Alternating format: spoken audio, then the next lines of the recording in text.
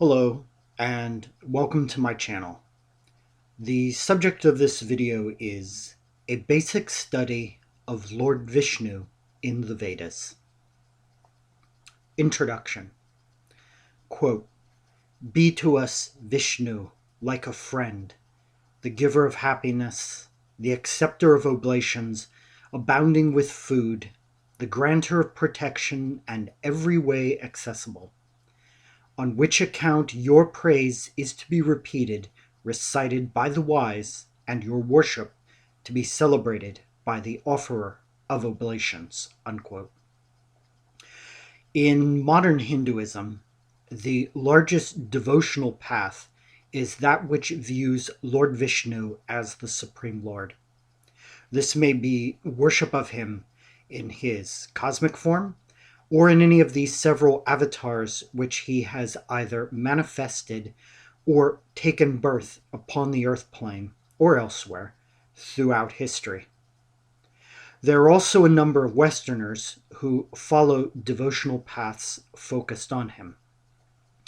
While I may have points of difference with some devotees, it is to be hoped that this study, and at least the collection of sources used for its basis, will prove to be of some value to Orthodox Vaishnavas. Distinctions between the Vedas and the Puranas. In this video, I will be focusing almost exclusively on the material available in the four Vedas Samhitas themselves. There are some who will claim, based upon the paradigm of Western scholars, that Vishnu in the Vedas and Vishnu in the Puranas are not identical. They see in the modern imagery of Lord Vishnu an artificial, historically conditioned construct rather than any metaphysical truth. The argument is that in the Vedic era, which extends from roughly 1500 BC to 600 BC, according to the professors, Vishnu was a minor and rather undefined force of nature that only much later developed into the modern version of the divine. This shibboleth is fairly common, especially among the more atheistically oriented. It is true that there are distinctions between the Vedas and the Puranas on this subject as well as others. Although certainly elements of local cults became identified with the Deva over time, but one should not expect a tradition that is thousands of years old to remain in one state. Only fossils remain unchanged.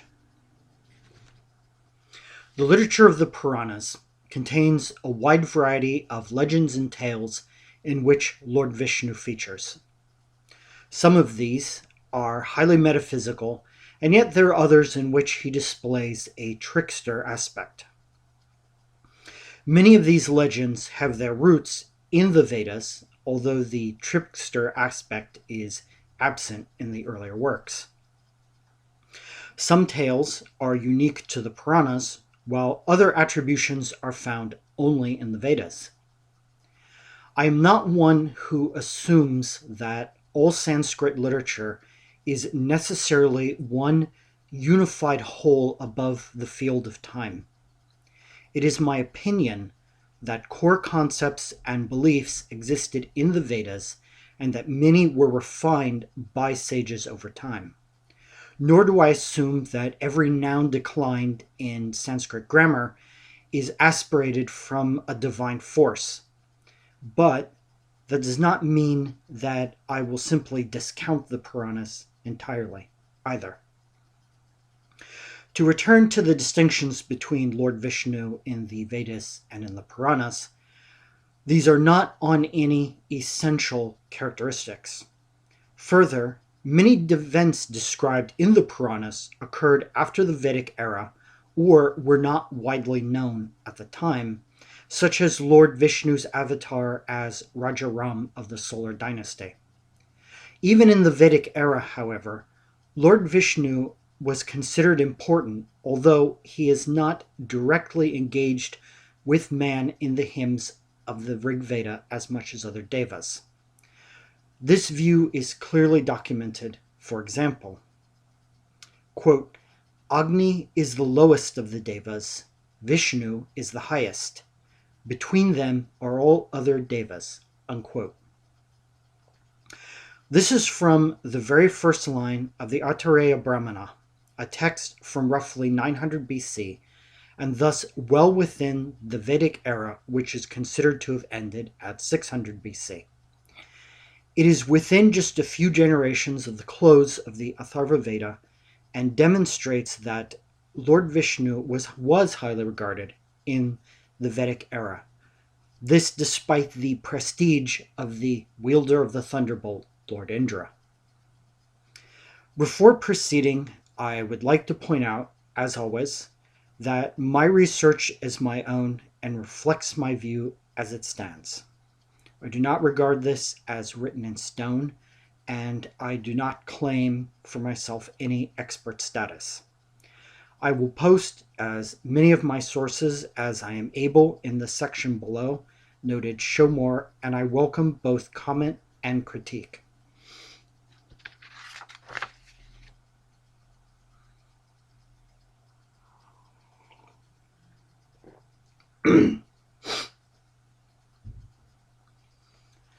The Celestial Lord Vishnu.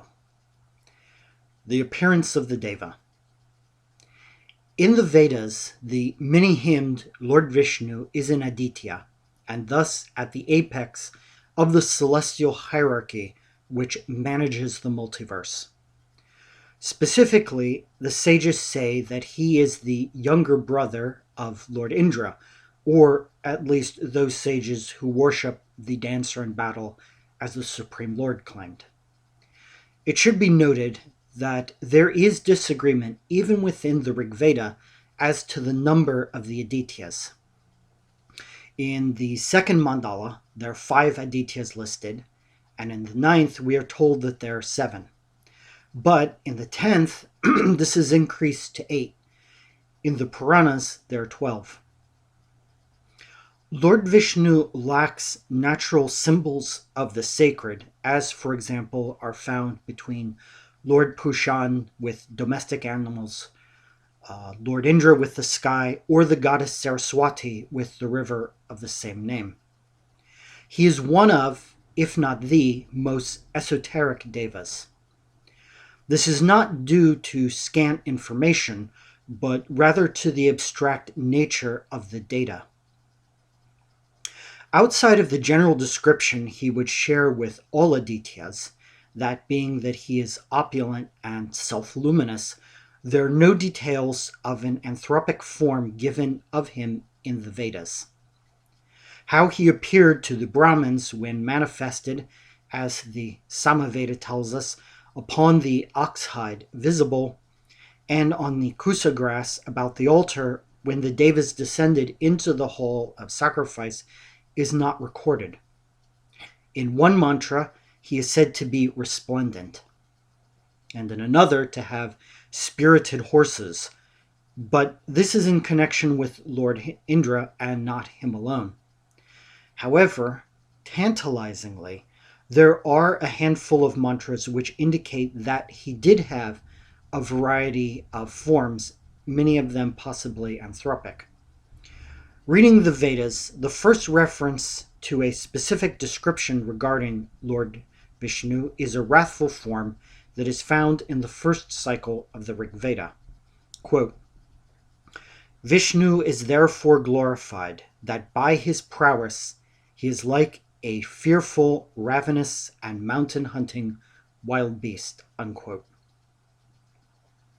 The reading of this verse by the later Puranas is that this is an allusion to the Narasimha avatar.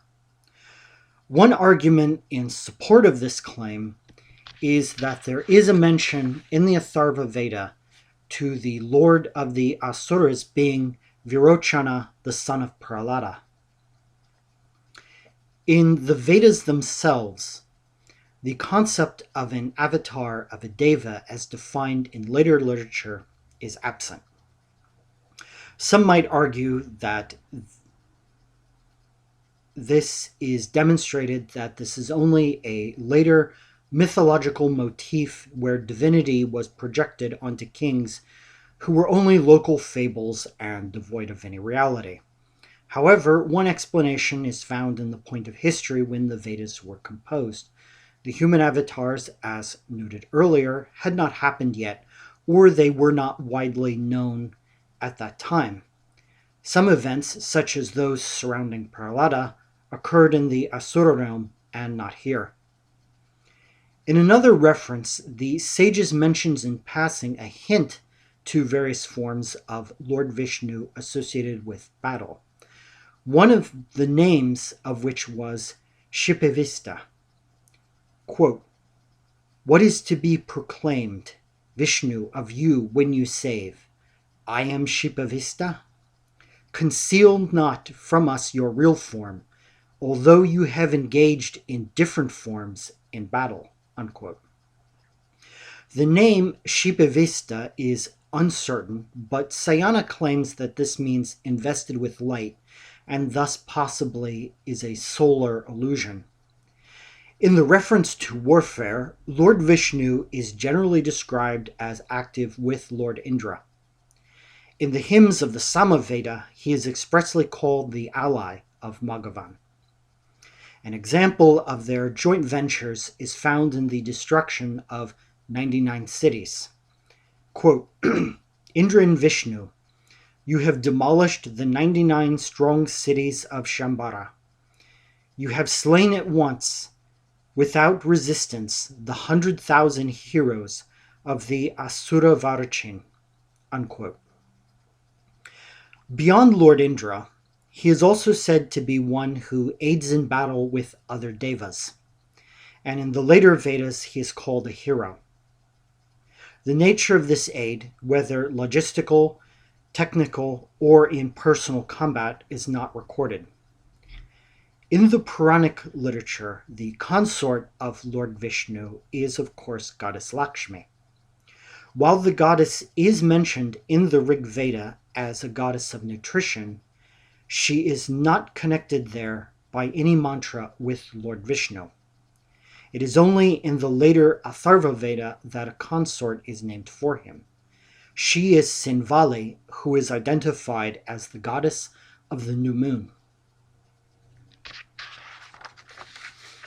It should be borne in mind regarding the question of the appearance of Lord Vishnu and of the Devas in general that their forms are only to relate to mankind. These are beings of energy and consciousness which do not possess form as we experience it in themselves. Vishnu as Supreme Lord. In the four Vedas themselves, the Deva who is most often honored with the title of Supreme Lord by roughly 40% of the mantras in my estimation, is Lord Indra. However, this office is also frequently attributed to other devas who have the traits associated with that level of being. While infrequent, one of them is, of course, Lord Vishnu. In the Vedas, Lord Vishnu shares all these traits. He holds the supreme station of heaven. He is the Lord of all who made the world. Thus, he could be categorized as sovereign and creator. His role as the sustainer or preserver is frequently emphasized by the sages.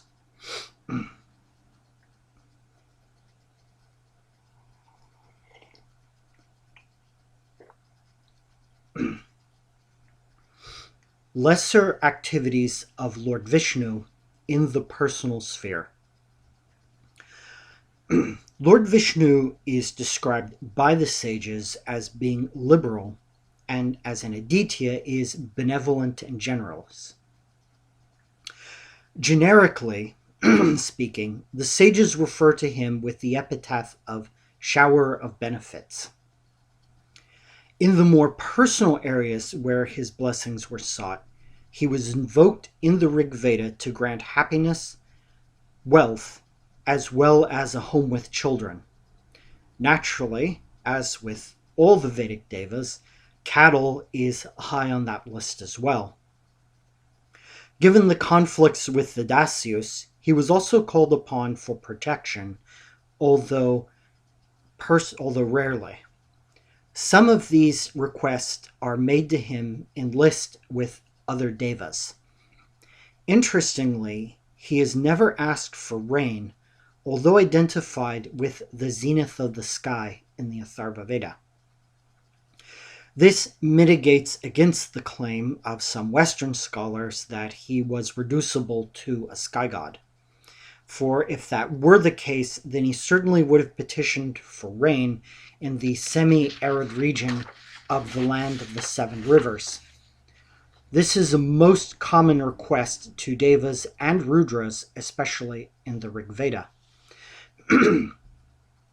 While both the variety and frequency of the boons sought from Lord Indra or the Ashvins, for example, are weighed against the prayers of Lord Vishnu, the scale heavily falls on the side of the former in the Vedas. Further, he receives few personal petitions directly on his own. While Soma is offered to Lord Vishnu, the only animal sacrificed in an important ritual is a white goat in the horse sacrifice. In one minor ritual to curse an enemy, he is offered a black spotted snake. In another, he is offered a polecat.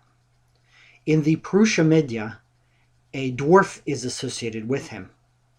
Compared with many other devas, these are very few offerings, reflecting less individual interaction with man on his part. One conclusion from this is that Lord Vishnu was not so much a personal deity in the Vedic era. Such a view is reinforced by his paucity of description. One answer to explain this is that Vishnu was not an entity so much as a force in the Vedas.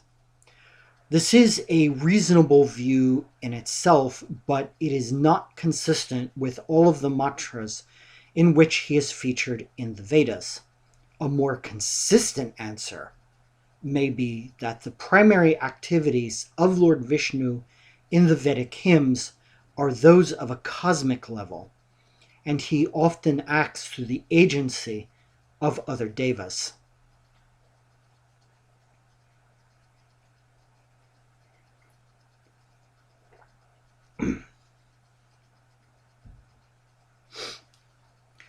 The terrestrial form, Lord Vishnu as the cosmic order.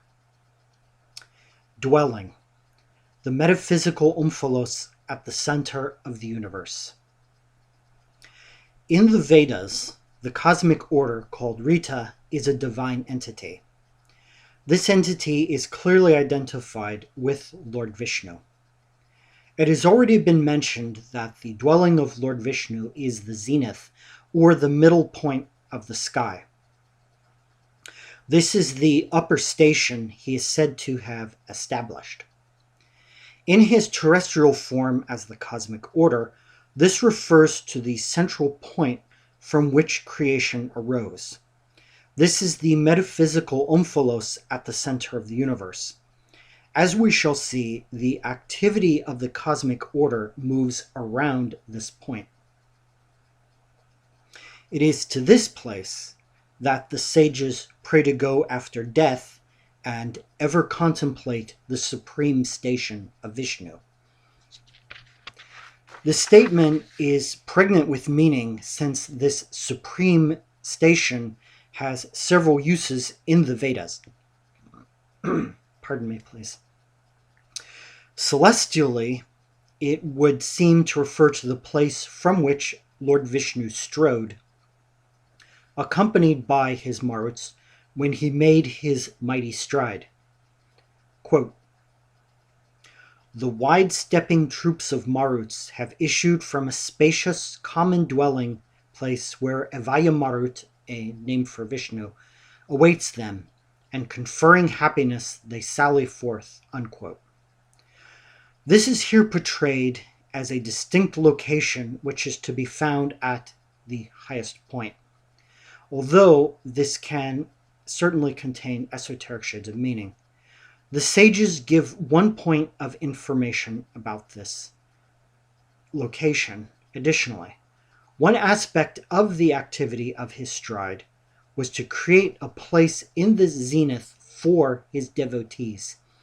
As is mentioned in the family books, one of the earliest strata of the Rig Veda, quote, "This Vishnu traveled the earth for a dwelling, which he was desirous of giving to his eulogist. Firm are the people who are his praisers. He who is the engenderer of good has made a spacious place for his worshippers." Unquote. In the later literature, this is called Vaikuntha in the Bhagavat Purana and is a heavenly realm. Such elements already seem to be present in the Rig Veda.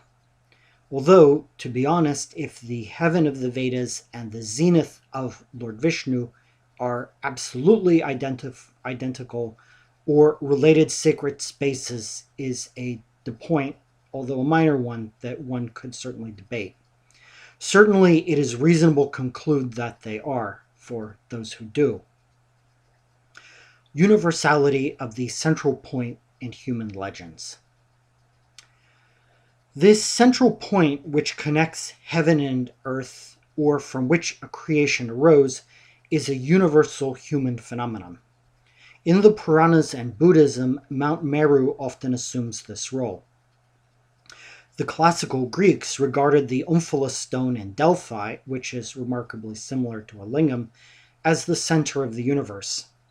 In Shinto, the Ise shrine, which contains the remaining sacred jewels of the Japanese royal family, or those which the Taira didn't throw into the sea, holds this projection.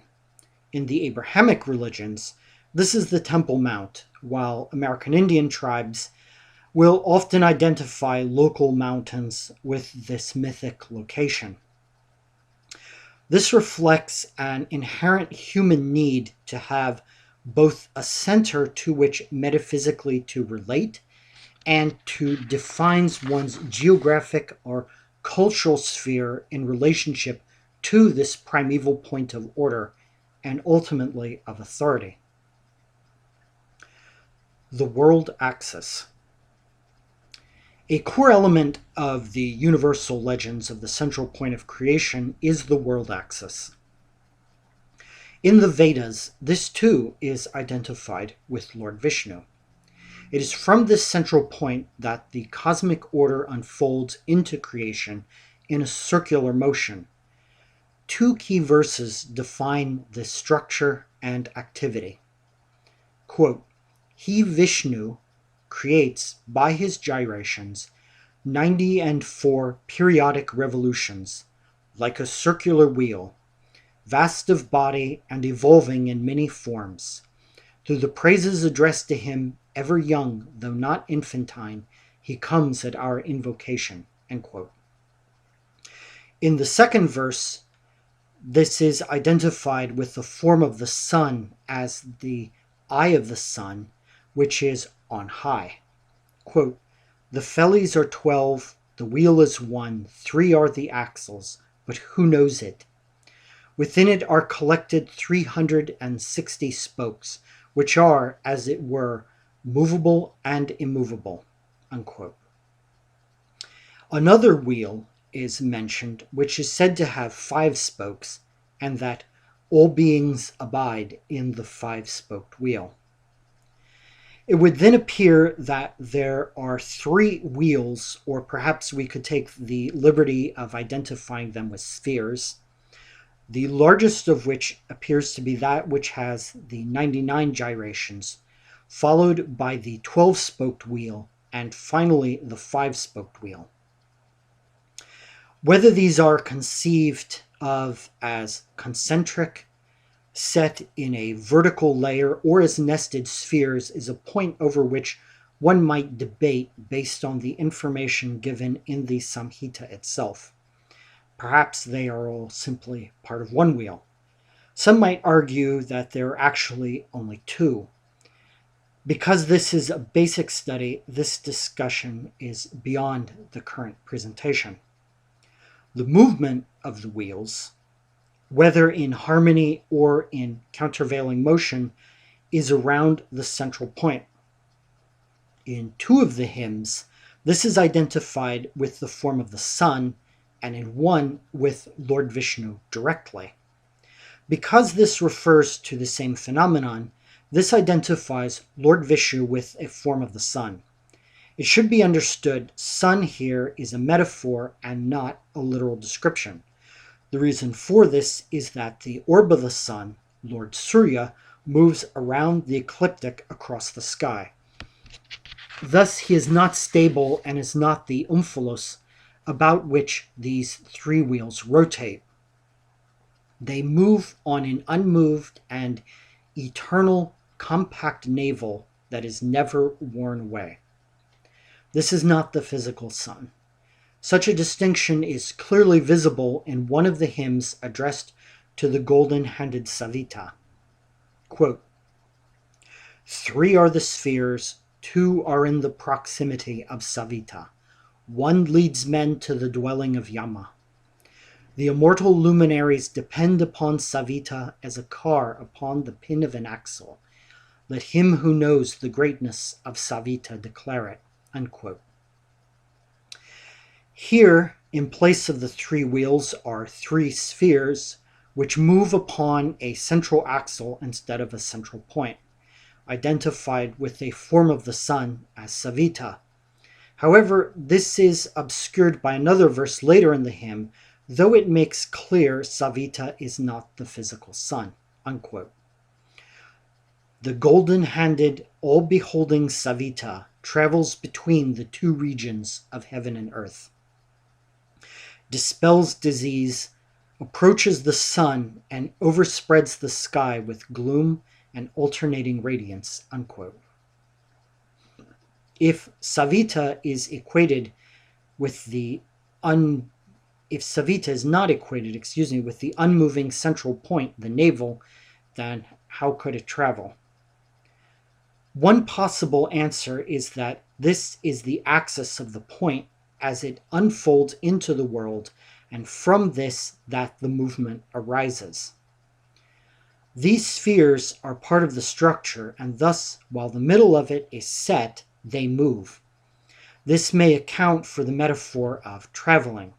This would indicate that Savita in the Vedas is actually a form of Lord Vishnu as the transcendental sun. There are other indications in the Vedas that this may be correct. In one hymn is a curious verse referring to Savita. Quote, "The divine Savita, the leader of all, sends upward the immortal, all-benefiting light. The eyes of the Devas have been manifested from the celebration of religious rites.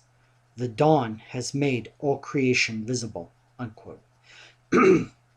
At first glance, this verse appears to be simply a reference to the morning soma pressing, which occurred at sunrise. However, the first clue that this is a metaphor and not literal is that Lady Usas, the dawn, is generally attributed with being the first light, and is poetically distinguished from the sun in the hymns.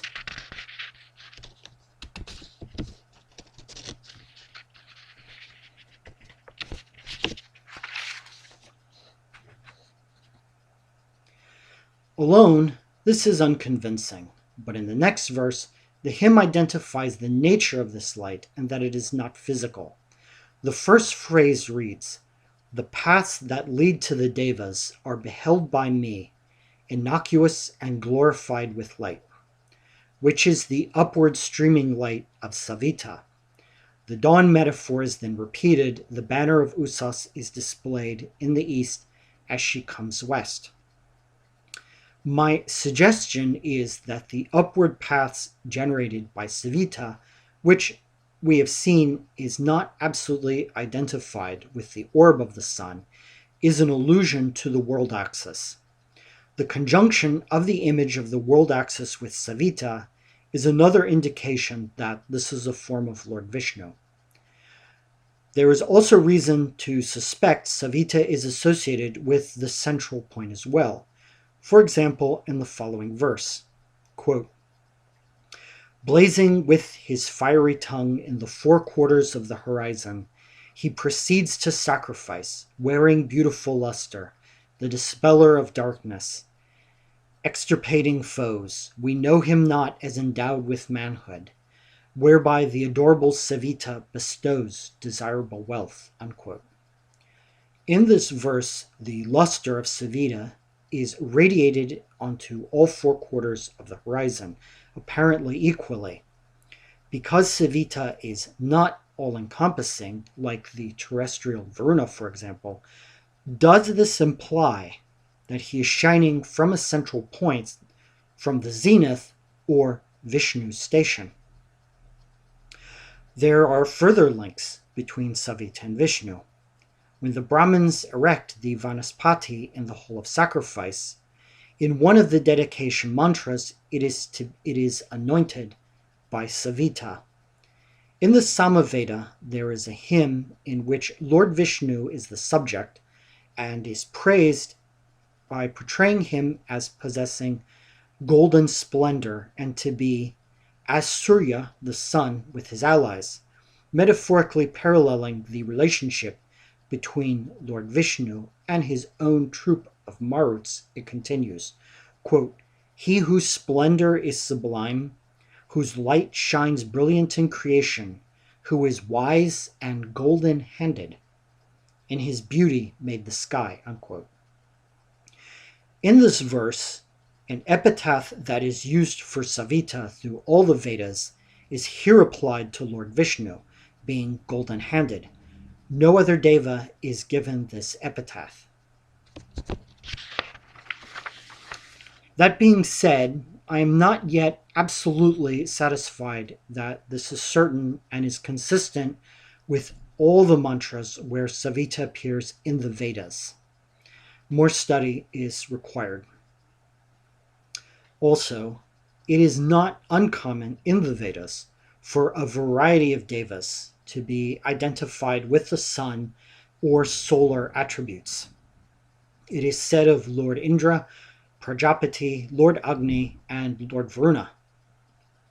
The sages themselves make this clear and the case, quote, "They have styled him the sun, Indra, Mitra, Varuna, Agni, and he is the celestial, well-ringed Garutmat. For learned priests call one by many names, as they speak of Agni, Yama, and Matarsvan," a name for Lord Vayu. Unquote. The nature of these wheels, to return to them, is not absolutely clear in the verses of the hymns, as it is possible to construct a variety of interpretations. However, in the most general sense, it seems that they represent the activity of the cosmic order, or Rita, either manifesting or active in the world. If one were looking for a physical celestial phenomena with which to equate this, then the closest would probably be the pole star. It would then be necessary to support the identification of this star with Savita in the text. However, I am uncertain that this claim could be supported by the verses of the Vedas. Related to this central point in an axis, this is identified as a tree which bears sweet fruit. It should be noted that this is not as clearly expressed as the similar tree of life motifs which are commonly found in legends across the globe, though clearly it shares elements with them. In the Vedas, this is always more abstract. It is called a tree not so much as an image or a symbol, but because it is alive and bears the fruit of activity. This is a solar tree, and this axis is equated with Lord Vishnu. In describing this form or overall structure, the sages of the Rig Veda tell us that this is a body beyond measure which commands the regions of space and is such that men cannot comprehend it. This would be the cosmic form seen by Arjuna when he asked Lord Krishna to see his form as it is related in the Bhagavad Gita.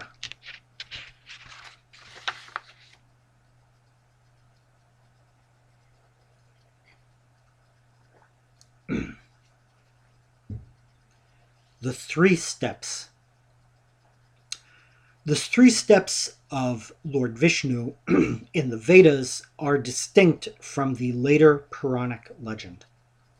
In this famous tale, Lord Vishnu, in his aspect as trickster, descends in his Vamana avatar to outwit the benevolent Asura king Bali, who had assumed power over Lord Indra in heaven, by using the device of asking to claim for himself the space of 3 steps. Assuming he was a dwarf and that this would be small, the Asura assented and Lord Vishnu then strode the length and breadth of all existence. In the Vedas, the 3 steps are not associated with such a particular event, but are deeply connected with acts of creation. Quote, "May acceptable vigor attend Vishnu, who abides in prayer, the hymned of many, the shower of benefits, who alone made, by 3 steps, this spacious and durable aggregate of the 3 worlds." Unquote. These 3 steps are said to be filled with ambrosia, the elixir of life, thus related to the energy of creation, and uphold the 3 elements and earth and heaven. An important detail of the nature of these 3 steps, which are said to have made the universe, is found in the following verse. Quote, "May the Devas preserve us from that portion of earth whence Vishnu, aided by the 7 meters, stepped." Unquote.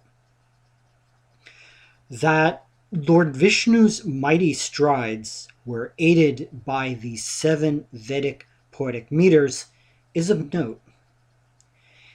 In the construction of the Hawk altar, the stride of Lord Vishnu is also specifically equated with the meters.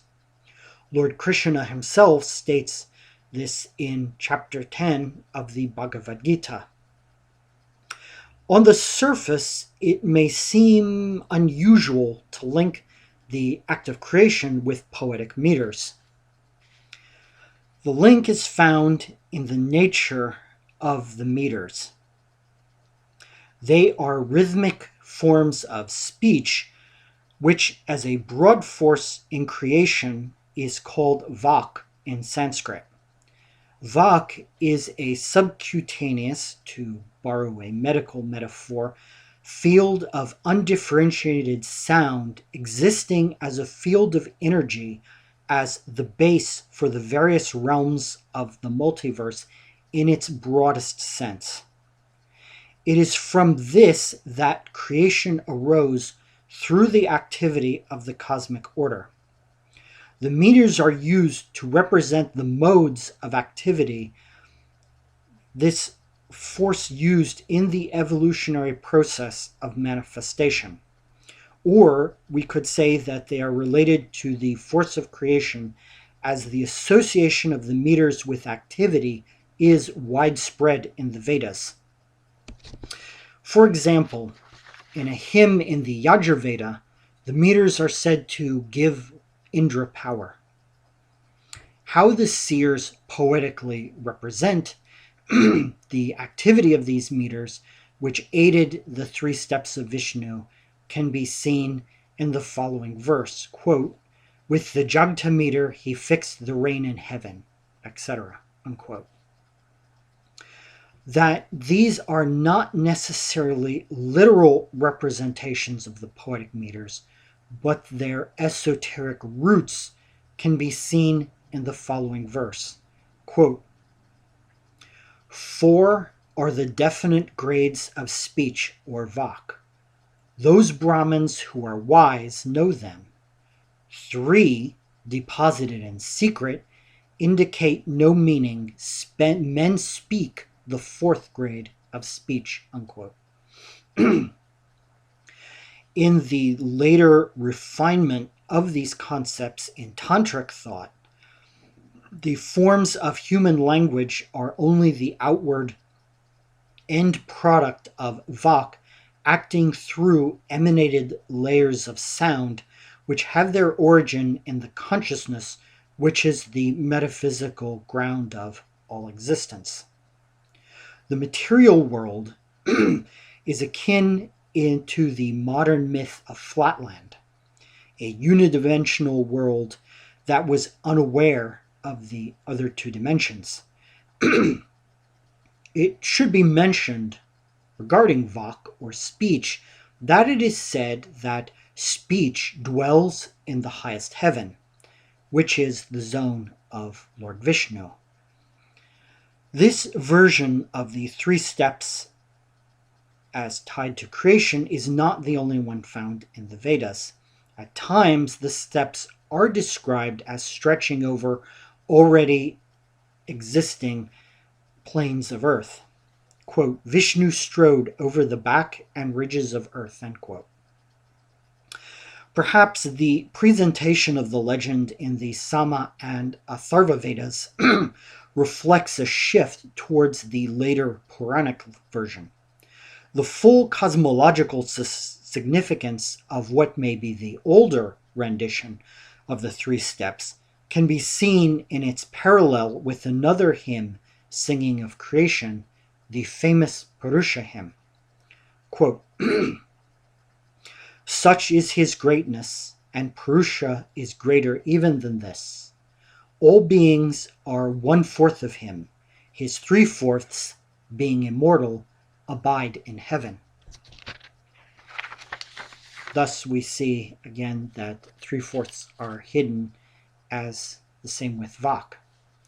In the 10-day ceremony of the sacrifice for universal success and prosperity in the Yajurveda, this same concept is sung in one of the hymns. Quote, "The sages behold that mysterious being, wherein this all, with a capital A, has found the only dwelling. Therein united the whole, and thence it issues forth. Far spread, it is the warp and woof of creation. Knowing eternity, may the Gandharva," in this case this refers to a form of Lord Indra, "declare that station. Parted, keep it secret. 3 steps thereof in mystery are hidden. He who knows this shall be the Father's Father." Unquote, ending with an almost alchemical sounding phrase for its being as that cryptic. In the Vedas, the name of this field of energy, called in much later tantric thought Shakti, is Viraj. This is also a name for one of the meters, and they should not be confused. This is considered to be a goddess. In fact, she is the primal goddess from which all arise, first as simply sound itself, and then sound transformed through the activity of the meters.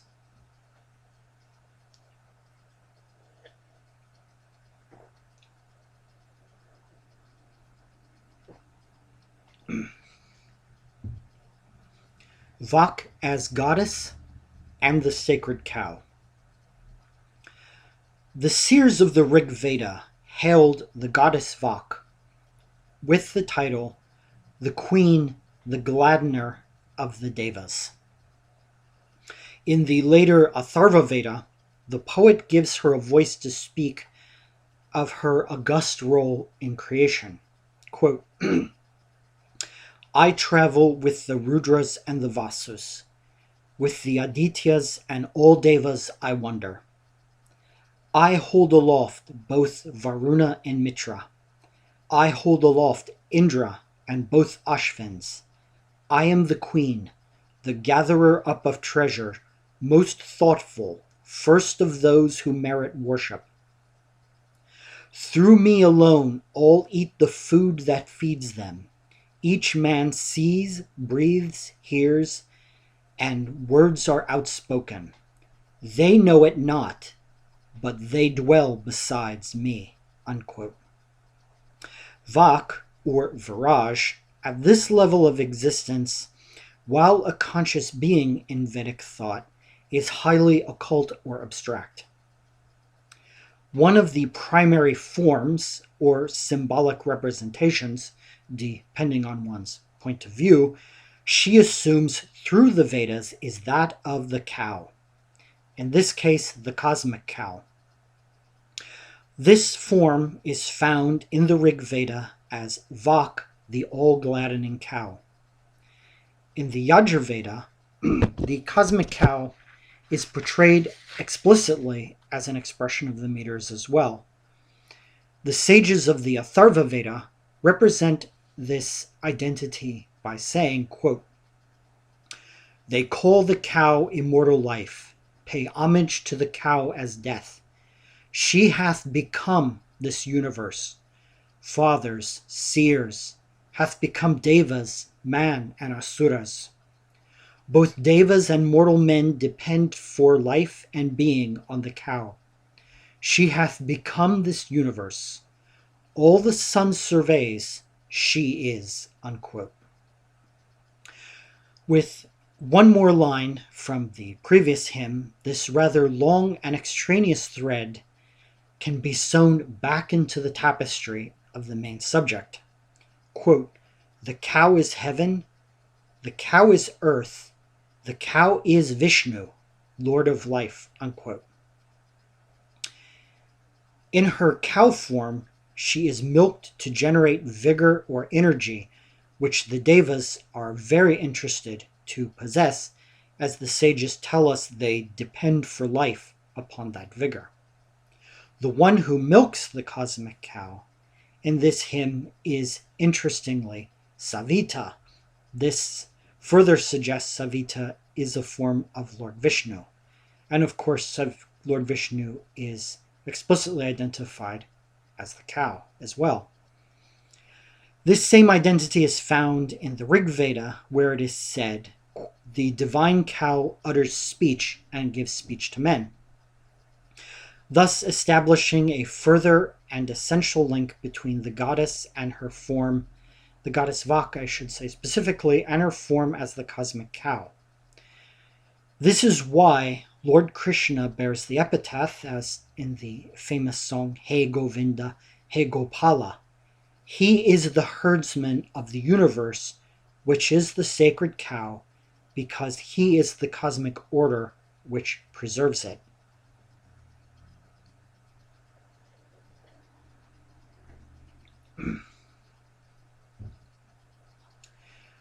The ritual manifestation of Vishnu.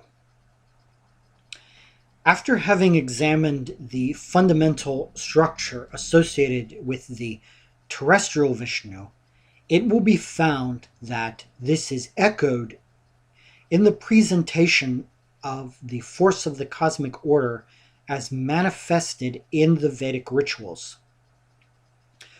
The structure and images of the macrocosm are reproduced in the ritual sphere and thus transformed into the sphere of human activity through the Vedic rituals.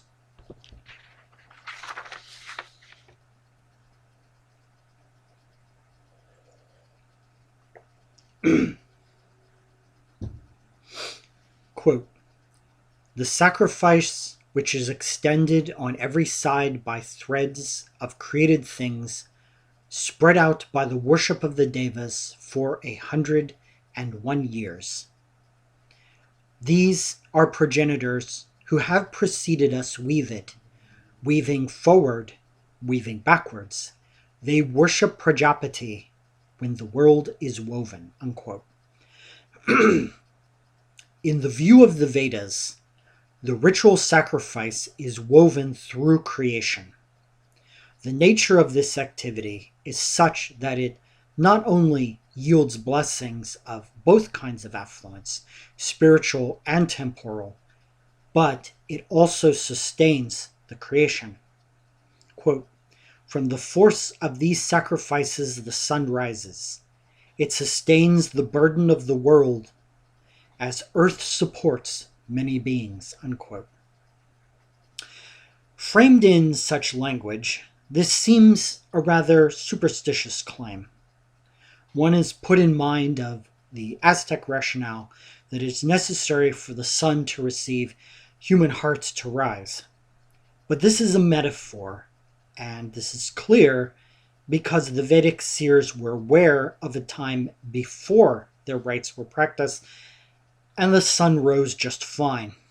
So they knew that this was not the efficient cause, even if they did not know that the earth was spinning, although some argue that they did. But this still begs the question, how is creation sustained by sacrifice? The seers describe an energy which is generated by the rituals. It is this vitality that is offered to the devas and nourishes them. They, who are the metaphysical source code of the material matrix, then recycle this back to the patron of the sacrifice to generate fruits or benefits. This imagery of fruit is one of the associations with the tree order metaphor that we have seen before in the study. Thus, this relationship of mutual benefit sustains both the devas and man. An example of this is seen in the fortunes of the Bharata clan in the Rig Veda. Quote, "The Bharatas, inferior to their foes, were shorn of their possessions, like staves for driving cattle stripped of their leaves and branches. But Vaishistha became their family priest, and the people of the Tristus prospered." Unquote. There is thus a symbiosis between man and the devas. This concept of man as interconnected with the forces of nature and the cosmos is similar to traditional beliefs of the North American Indians, who would thank the dying animal for feeding their family and the people. Referring to the beginning of the Vedic rites, deep in prehistory, the sages say of the Angiras, or Angirasas, quote, "They secured him, Agni, in the sacrificial chamber, and they made his worship the source of wealth. When opulent votaries preserve his fires and practice his rites, from all other desires, assiduous in his adoration and sustaining devas and man by their offerings." Unquote. The sages go so far as to declare that the world was made for sacrifice. Not only that, but in the famous Purusha hymn of the Rig Veda, the divine sacrifices himself to create from himself. This motif is seen all through the Vedas. It is applied to the Soma, which is said to be a deva sacrificed for the devas, as well as the form of Agni, which is the cosmic life force. Quote, "I, Agni, am by birth endowed with all knowledge of all that exists. Clarified butter is my eye, ambrosia is my mouth. I am the living breath of the threefold nature, the measure of the eternal, the measure of the firmament, eternal warmth. I am also the oblation." Unquote. The commentators note, Agni here is presented in his double capacity of the enjoyer and the enjoyed. the food and the feeder. In every fire ritual, the sacred fire of Agni is both the animating principle of life and the fire of sacrifice which consumes and transforms this to generate the energy to which the sages refer. Thus, this energy generated by the Vedic rites is identical on a smaller scale to the energy of creation. To steal a metaphor from modern physics, it is akin to the Hadron Super Collider, except, of course, that it's on a much deeper stratum of being. The purpose of the Vedic rituals is to recreate the energy of creation. It is in this, that there is a connection with Lord Vishnu and his 3 steps to create the material world with the aid of these 7 meters or modes of vak, or speech. As the rite is an aspect of the creation, the rite itself is Vishnu. The Vanaspati as world axis. In the Vedas, one of the main correspondences with Lord Vishnu is the Vanaspati. This was the post in the hall of sacrifice to which the animals to be offered were tied. Although it is not as explicitly expressed as in other cultures, the Vanaspati has elements of a world axis and a tree of life. One of the reasons for the analogy is that the tree bears fruit, which in this metaphor are the results of sacrifice. The tree and its fruits are called golden or of high value. Lord Agni is said to give golden gifts from sacrifice. It is also gold because of its solar aspect and the relationship to the golden-tongued Savita who anoints the post. When consecrating the pole in the ritual, the Brahmins chant, quote, "A deva with devas, with golden leaves, sweet boughs, fair fruits has heightened into strength.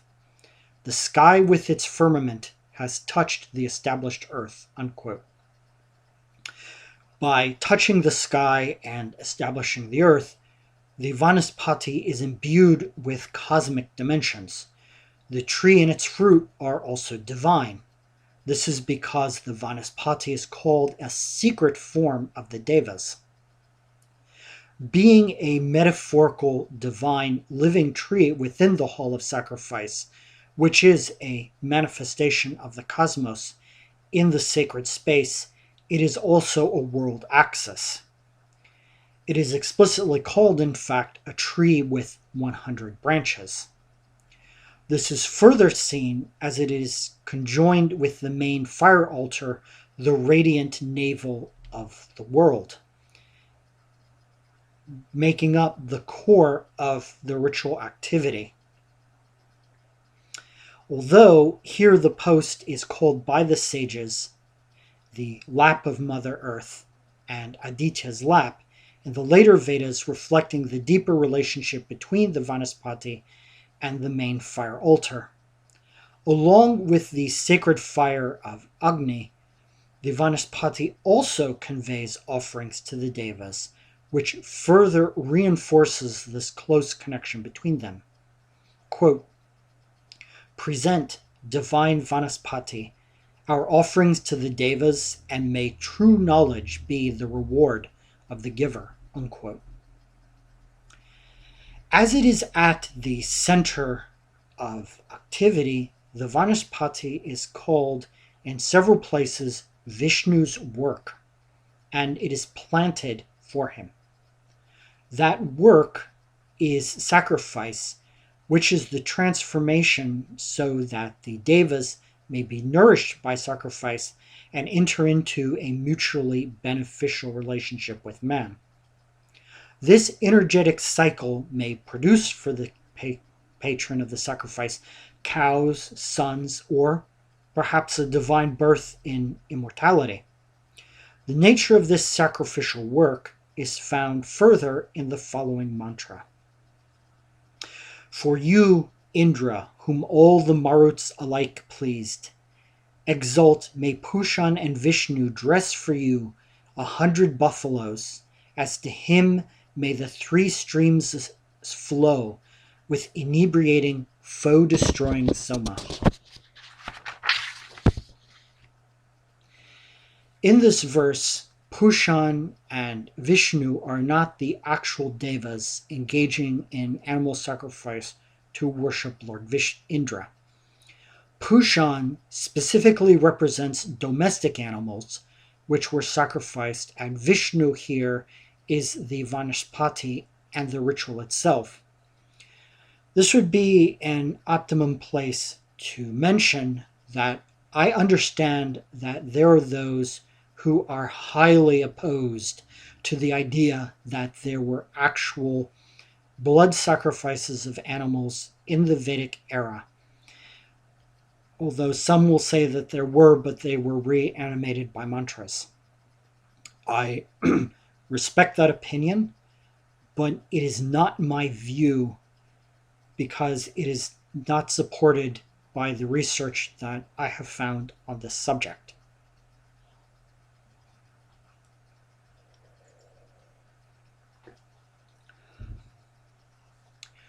The 3 steps, action and hymns. The Vanaspati with the navel of the earth, the main fire altar in the Hall of Sacrifice, would be the ritual manifestation of the zenith of the sky, or Vishnu station. This ritual incarnation is further echoed in the presence of the 3 steps found in both objects and actions performed in the sacred space. Thus, the rite unfolds like creation from a central locus. The first association is with the seat of the Brahmins called imprints, or Vishnu stride in the imprints of Vishnu stride, in the Yajurveda. This same Veda prescribes the following mantra to be recited by the priest as he circumambulates the main fire altar. Quote, I also am in those 3 steps of Vishnu, wherewith this universe be permeated. The heaven and earth I circle in a moment, and heaven's summit with a single organ. Unquote. His ritual activity is seen as described with the 3 acts, with the act of creation itself. By extension, this applies to the whole rite. Another aspect of this is the central role played by speech, or vak, within the Vedic ritual, which is akin to the activity of this goddess in the gradual emergence and evolution of the various realms of existence. In their outward form, the 7 meters which aided Lord Vishnu in his mighty stride of creation are the same in the very text of the Vedic ritual in the forms of hymns, prayers, and mantras. Thus, the chant of the priest circling the main fire altar actually has 2 meanings. It refers to the physical circling of the altar as creation was unfolded in a spiral form, and here we find the wheels as well as the steps, from a central point, but also the mantra itself which he used and all hymns of the rites. He was also in a concentrated field of those 3 steps which permeate the universe. That is because the hymns contain the Vedic meters. The sages also express this poetically with the following verse. Quote, all the devas have taken their seat upon the supreme heaven, the imperishable text of the Vedas. What will he who knows this not do with the Veda? But they who know it, they are perfect. Unquote.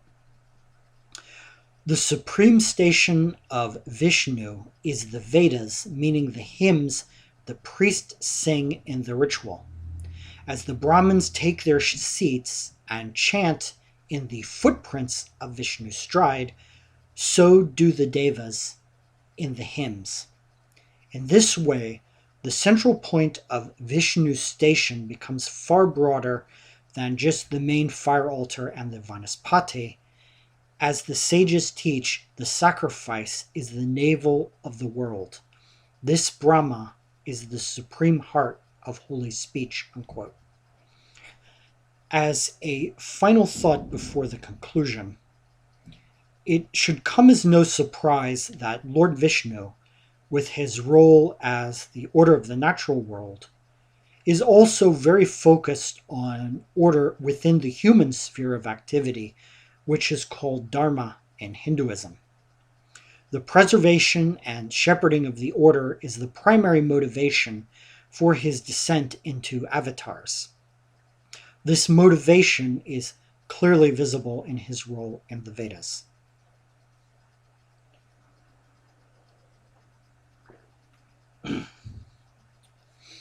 Conclusion.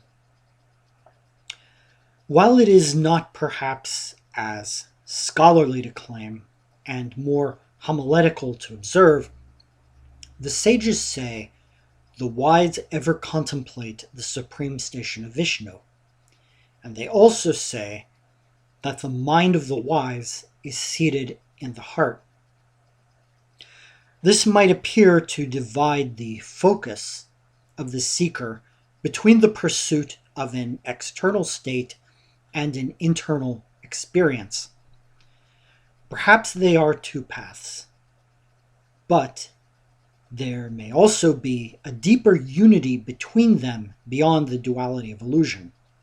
Should we infer from this that the heart is the supreme station of Lord Vishnu?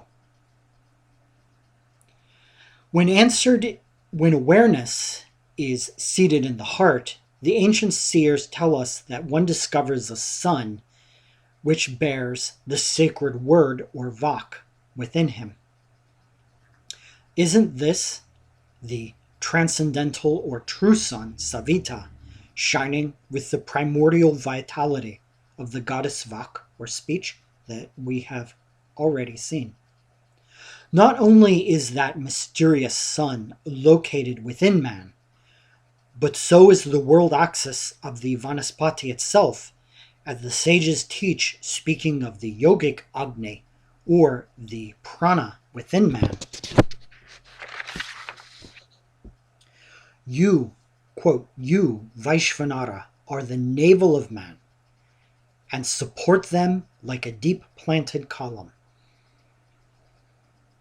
As a microcosm of the universe, to discover the highest station of the metaphysical cosmos, we must discover the deepest part of ourselves, which is that place. It is not distant, it is within you. The ambrosia of the Vedas is to attain the self-recognition. You are that. I will end this with a rather reflective summary of this study in the words not of a Hindu sage, but of a German idealist philosopher, Immanuel Kant, from the 18th century. Quote, "Two things fill the mind with ever new increasing admiration and awe, the more often and steadily we reflect upon them: the starry heavens above me and the moral law within me. I do not seek or conjecture either of them as if they were veiled obscurities or extravagances beyond the horizon of my vision. I see them before me and connect them immediately with the consciousness of my existence." Thank you very much.